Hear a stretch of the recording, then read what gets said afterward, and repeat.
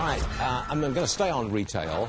No real bounce back in Nordstrom's stock today. It took a big hit just the other day. Nordstrom at $45 a share. JP Morgan cut its price target from 51 to 41. That's on Nordstrom. Weak holiday sales brought that stock down. Joining us once again, the man who knows a lot about retail, Gerald Storch. Now, he's the former CEO at Toys R Us. And I think you've got a hand in almost all of the turnarounds in the retail industry, so I won't go into all of them. But welcome back, Gerald. Good to see you. Now, Nordstrom's struggling. Why is it struggling? What's the? I always thought of them as the really the top of the line department store. What's the problem? They are, Stuart. They're the class act of the department store segment. They're doing everything right, everything people say they should be doing, but it's not enough. So their stores are in great condition. They invest in their stores. They're beautiful. They invest in their people. Their service is the best in the industry. You love going to Nordstrom. They have great service there. They have great internet. They've invested in their e-commerce sites. They have great data management and customer relationship management skills. And they have great style. Their merchandise is pretty good. But it's not enough. There's a hole in the bottom of the boat, and the water's pouring in, and they can't bail fast enough. And that hole is that customers are deserting the malls, and they're going to mass merchants off the mall, and, of course, to e-commerce. Is this the demise of the department store? Well, I don't think so. I think the all-channel model will still succeed.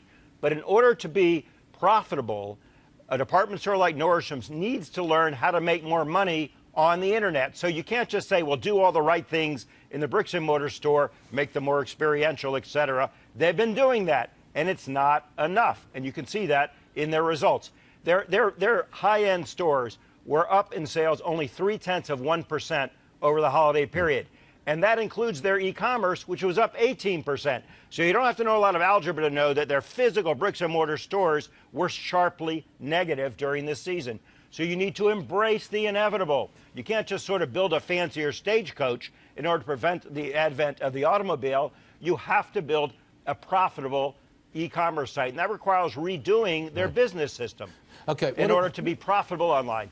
If the malls are in a state of demise, so to speak, what are we going to do with all that retail space when the department stores and the other stores move out? Now, Google's taking 500,000 square feet at that mall in Los Angeles, but that's just one example.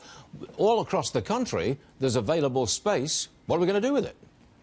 Well, we talk about A malls, B malls, and C malls. The C malls are gone. You know, they need to go out of business. They'll become doctor's offices, insurance offices, places to get your nails filed, you know, that kind of a thing. They're done. Forget about them. The B malls, they're a mixed bag. Some of them will be fantastic mixed-use developments. They need to be repurposed. You can't keep them the way they are, that's for sure. And you saw Google putting office space in there. I think you'll see a lot of residential, you know, apartment buildings along with streetscapes in those kinds of malls. The A malls are still viable, and they will be. And they're putting in great restaurants, theaters, entertainment, and successful concepts which attract, you know, young people, millennials, who have not really been going to the mall. I can't remember the last time I went to a mall, and that's a fact. Gerald Storch, good man. Thanks for joining us, sir. Appreciate it.